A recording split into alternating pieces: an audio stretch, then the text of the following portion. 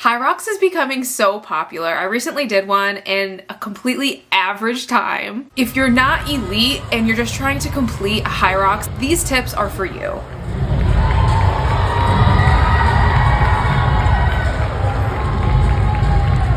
The biggest thing is the running. The total time for my running was 42:52, which I don't think is bad at all. Things that I think really helped with the running situation, because when I was doing the running, it never felt like, oh, like I was gonna kill me. And listen, I also used to fear the running, and it really wasn't such a pain point because of these few things. So number one, everyone always asks like what mileage you should be able to work up to and all of that. So if you didn't know, like the HYROX, it's going to turn out to be about roughly 5 miles. And I think something in my training that really helped with the running is I worked my way up to being able to run consistently without stopping for an hour and 30 minutes. I knew that a HYROX was going to take me roughly an hour and 30 minutes. So I wanted to make sure I could run and physically move my body for the full 90 minutes. So it was definitely well over 5 miles, but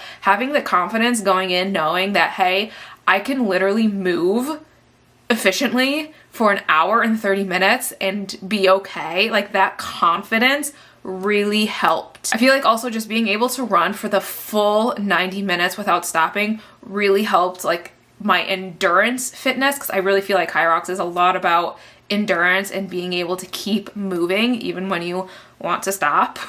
So I also think it's really important to make sure that you can run on fatigued legs. You are not going to be running when you're completely fresh. So what I would do is I would do one HYROX conditioning workout a week where I would basically be making sure I could pulverize my legs, but then hop on a treadmill and run still. And that came in handy because at no point during my HYROX when I was running was I was like, oh, my legs are killing me. No, because my legs were so used to being ran on when they were fatigued. So an example was at least once a week when I would do a HYROX conditioning, I didn't have a lot of access to a lot of equipment. I had a treadmill and dumbbells a lot of the times. So what I would do is I would do 30 lunges with heavy dumbbells and then 30 squats with heavy dumbbells and then run half a mile and then do it again and run and then do it again and just make sure my legs were used to being fatigued, because your legs really do eventually get used to it. You'll get done with your lunges and your squats and then you'll have to go run, and at first you're gonna be like, oh my gosh, my legs feel like bricks. And then eventually your body just kind of figures it out and gets used to it. And once you could start getting used to that feeling, it's not that bad. I mean, it's bad, but it's not that bad. Another, I think, great way to build up fatigue leg stuff is after you do any type of workout. Let's say if you are going to do some strength training, after you're done with a strength training workout or a Peloton ride or a bike ride, anything, hop on the treadmill and just run for 15 minutes. I think doing time-based running is so much better than mileage running, but that's just my personal opinion. But doing quick runs after you're fatigued, I think, is also very helpful. And it doesn't have to be very long. Like I said, just running for 15 minutes.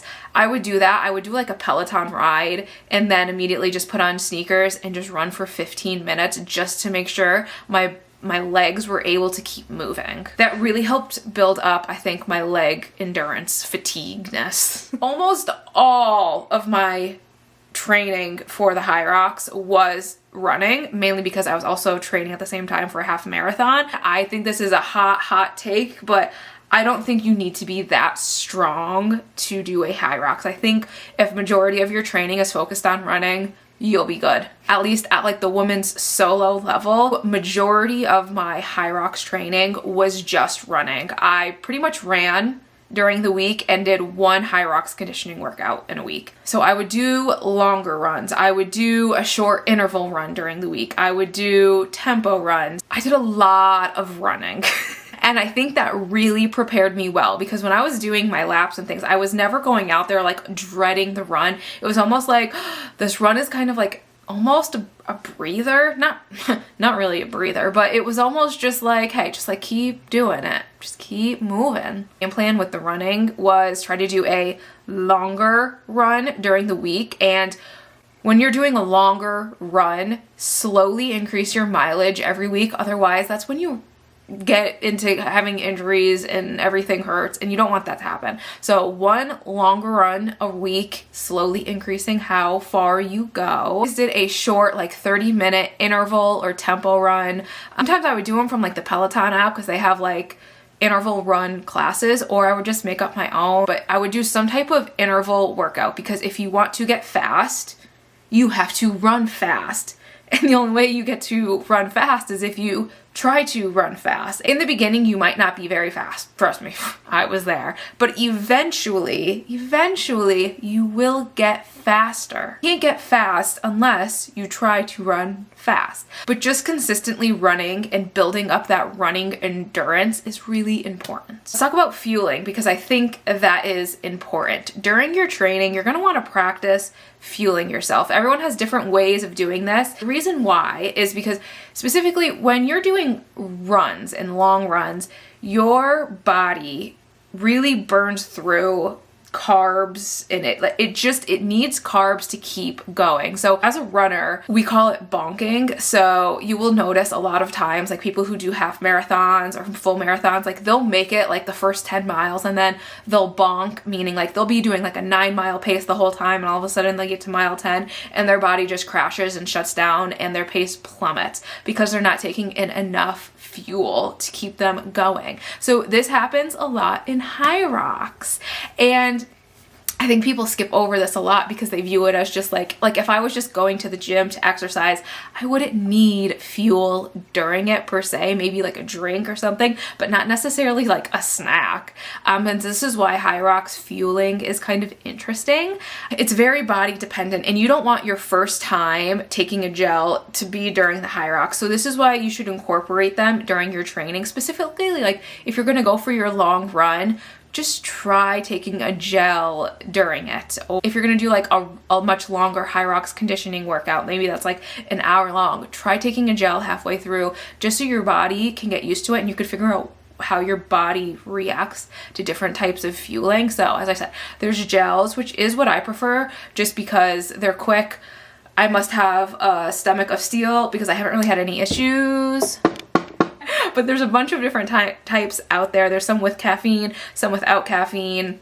I've also seen people do like little packets of honey. That's a really good idea. Some people do like actual candy. I don't really know how much time you have on your laps in a HYROX to chew, but that is also an option. So I am very prone to cramping, so I know I need electrolytes, so that is something you might also want to consider as well. Point of the fueling is to have that fuel, like take a gel before you get to that point of needing it. So for me personally, before I went out and did my HYROX, I had a whole thing of electrolytes because I know as soon as after I do my first mile, I know my body literally will start cramping if I don't have electrolytes in it. So I know I need to chug a whole thing of electrolytes. That works really well for me. Some people don't need to do that. Some people are just fine with water. I don't know.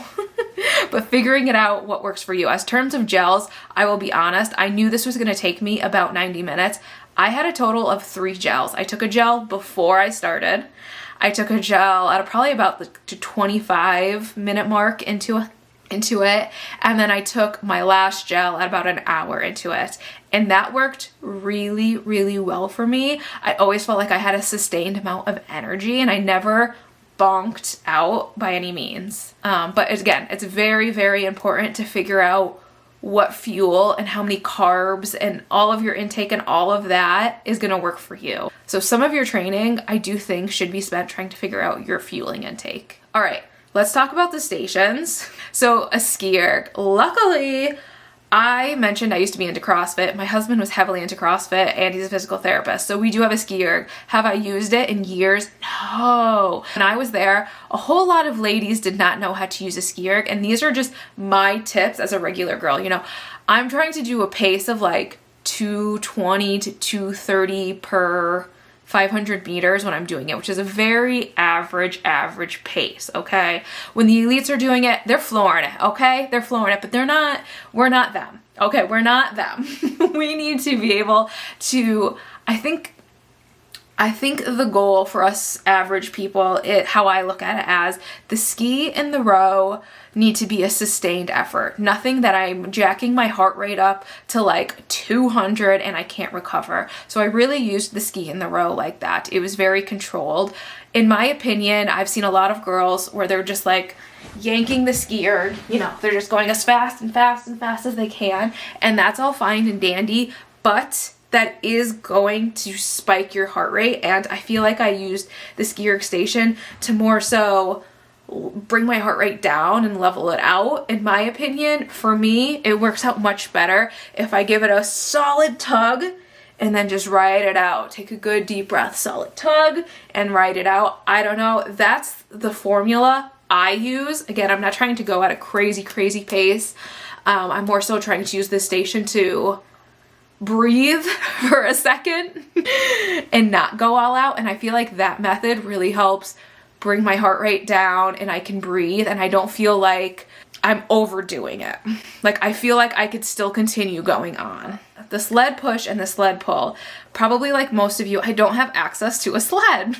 I touched a sled one time before my HYROX 2 weeks prior. That was the first time and the only time I've ever touched a sled. What really helped me was just figuring out how to hold the sled. So for the sled push, I watched videos of the pros to see how like they do it. And I think Matt Frazier, he has a pretty good video, I think on YouTube about how to push a sled.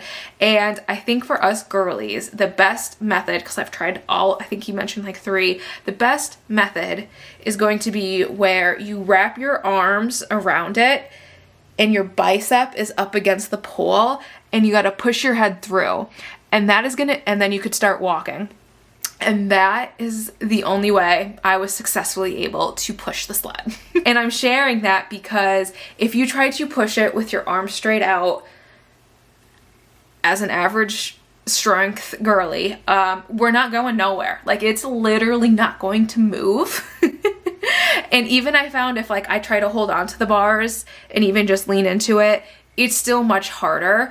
I think don't bother trying to hold on to it. Just wrap your arms around it. The videos where like it literally you put your biceps up against it. That is the only way I could get it to move. When you're doing it, your adrenaline's really high. I'm going to say go into it just taking breaks. Like so you have to go down, back, down, back. You do that 4 times. I would say take far more breaks than you think because this is one of the exercises where you are going to fatigue immediately. So on my first lap push down, I would push the sled down, stop halfway, take a breather, start again, push down, stop, take a breather. So I would be making sure I probably stopped 1 or 2 times on my way down, 1 or 2 times on my way back, just consistently taking breaks because this is another thing that will immediately jack your heart rate up and will be hard to recover from. So take far more breaks than you think you need. Now the sled pull. I have never pulled a sled before. That was first time doing it live and it was very hard. Like it took me like 6 minutes, which I still don't think is that bad, especially for my first time. But again, so things that have helped me was watching videos, and I think a lot of videos focus a lot on like your rope control, and that is true. Yeah, it's a little difficult to control your rope and where you're throwing it. I don't know about you, but I am much stronger lower body than I am upper body, and this is decently heavy. Okay, I'm not gonna sugarcoat it, and there is just no way I can just grab that rope and pull with my arms. That lady, it's not happening. No. So the thing that helped me is, again, I watched videos pros about like different ways that they do it, and I'm gonna tell you the best way if you are like me and you're just not that strong upper body wise is you're gonna want to grab onto the rope and as far out as you can, and then you're gonna basically use your body to stand up to pull it towards you. Sometimes I was able to walk it back. If you can, great. If not, just keep doing that. And it is gonna take forever. It is. I felt like I was at that station forever, but in reality it was only like 6 minutes. That was by far my longest station. Yeah, I guess my suggestion for that is if you do have an affiliate gym anywhere near you, try to get your hands on it, because I did not. Next is the burpees, and I feel like the burpees were so chaotic. I think HYROX kind of needs to get it together with that station. Like, people were jumping on top of each other. A girl almost jumped on top of me like 30 times. It could have been bad. Chaotic. But anyways, I think the best thing to do is to stay consistent with your burpees. I think the best method is when you're going down, try to conserve energy when you can. If you're gonna take a break, do it at the bottom of your burpee when you're laying on the ground. Like, take to be like 1, 2, 3, 4, 5. All right. And then instead of jumping up, because that's just going to waste more energy, and we are just trying to go for consistency here, just bring one leg in, bring your other leg in, stand, and then jump. That way you're not doing like 2 jumps in a row. I obviously, like, when the pros do it, they jump back. Like, they could just keep jumping. They're just jumping machines. We are not. We are just going for consistency and honestly just like trying to get through all of the burpees. You have to conserve energy when you can. Row, kind of like loop that in with the ski, to be honest. That was the same thing. Oh, but I will say about the row, something that I did not know is that you actually have to keep the rower at the 6. I did not know that. I was practicing when I was rowing because I'm like most comfortable rowing on like a setting of like a 3 or 4. You also did not know during your HYROX, you actually cannot touch it. You have to keep it at the 6, which is much heavier than I was used to, obviously. So if you are training for one, maybe put it up to a level 6. Farmer's carry. I was not very familiar with that. I think this is far more about grip strength and holding on to things. And also, I guess I didn't realize was it's much further than whatever they have written down, because you have to pick it up where they're all located and then walk them over to wherever the start line is, do 2 laps. 2. I only thought it was 1. It's actually 2. Do 2 full laps. And then you also have to be able, after you cross that finish line, bring those kettlebells back to where you picked them up. So quite a few more meters to walk. Gently place them exactly where they tell you to. So if you are going to practice with farmer's carry, it's way more about grip strength, I think, than anything, and moving as fast as you can. It doesn't feel super heavy when you first pick it up. It's just the matter of being able to hold on to it for that length of time. The lunges. I was not prepared for how fatiguing that one was going to make me. I was like, oh my gosh, the lunges, they're super light. They're super, super light, but you have to do so many of them. I was not prepared for how many lunges I would be doing. Especially, you know, I'm pretty short, so it ended up being a lot of lunges. So when I was training, I would definitely do lunges, and I would do them with dumbbells, heavier weights, and I think that helped. I just wish I did far more of them. And then the wall balls. So I thought the wall balls were going to take me out when I originally did it, but they did not. I always used a 14-pound wall ball whenever I was in training, but the wall ball for the women's solo is much lighter than 14 pounds. Like, I forget what it is. So light. I remember when I picked it up for the first time in the like warm-up station, and I went, oh my gosh, I'm gonna throw this thing out the window. No, that didn't happen. But I was like, this is so light, and it is, but it's really not about the weight. It's more so about being able to do squats, 100 squats, up and down, keep moving. I think it's far more about, again, leg endurance, doing lots of squats. The Roxzone really got me, and I'm really confused by this. I was actually very surprised. It was like 7 minutes, and I don't really know why, because I was definitely running in the Roxzone. I mean, I think maybe after like 3 stations, I would stop, grab one of the cups of water, throw it away, continue running. So I just wanted to preface that saying, even with like short 3 water breaks, like very, probably like 10 seconds, I'm not kidding, grabbing it, drinking it, tossing in the garbage, and then running. Mainly all of it was running, and mine was still 7 minutes. So it just shows that like there's still a lot of running between stations. So I wanted to give that heads up because I saw a lot of people walking. And so me knowing that I was running during those and my time was still 7 minutes tells me that those people walking, their Roxzone times were by far more than that. So I wanted to give a heads up that you still gotta run even when you go in through like the big signs that say in and out to your station, that can add up a lot of unexpected time. Last thing, I promise, but I wanted to talk about the warm-up because when I was doing my warm-up, I've noticed a lot of girls were not warming up properly. This is like the best advice I've ever given, and that's like my coach is my husband, but he's like an Ironman triathlete, does a lot of cycling events, marathons, have all of the things. Anyways, the best thing that he had told me to do before starting the HYROX was the warm up. And about 20 minutes before my HYROX time started, I went out onto one of their treadmills and did a full-on sprint, like really tried to jack my heart rate up as high as I can. And then that allowed for like 15 minutes for it to come down. And that was super important. That's honestly important before like any type of run or any type of race you're doing, is to jack it up beforehand during your warm-up and then let it come down. Because when you first go out there, like people come out really hot on the first run, that is going to help save your body, because if your heart rate spikes for the first time at the start of an event, not going to be good. It's not going to be good. You want to spike it up beforehand and then give your body like a few minutes to come down, back down to earth. I used to do CrossFit years and years and years ago, so I know what that is like, and I've recently gotten into running, so I know what both of these are like, and I was like, how hard could it be to pull it together? And I have to say, I think if you are more so coming from like the CrossFit side, at least from the CrossFit gyms I have been to, which I've been to a few, I think you really need to focus way, way, way more on running than you do on CrossFit style workouts. I think if you're used to CrossFit style workouts, you're going to be just fine at the stations. You really need more so to focus on the running aspect. And if you're a runner, the running will be fine. I think that's in a scenario where you need to focus more on the stations. All right, that is it. I hope this was super helpful. I have a lot to say about HYROXes and running, to be honest, so stick around and see you all in the next one.